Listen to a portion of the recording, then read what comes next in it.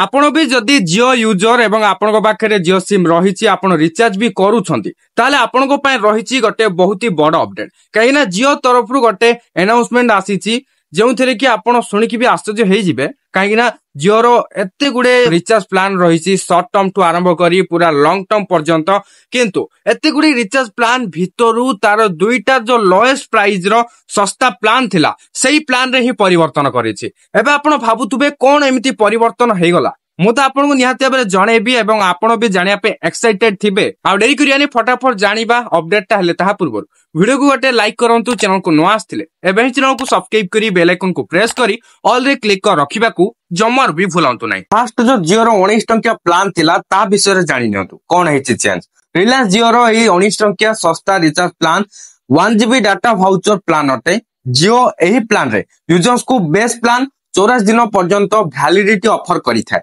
हेले वर्तमान एभली आउ हेबो नाही। कंपनी एही 19 टंकिया डाटा वाउचर रो वैलिडिटी कम करि दैछि। एही 19 टंकिया 1GB डाटा पैक रो वैलिडिटी एक दिन ही रहिबो माने गोटे दिन ही रहिबो। जियो निजो ग्राहकन को 19 टंका रो रिचार्ज प्लान मध्ये ऑफर करि थाए।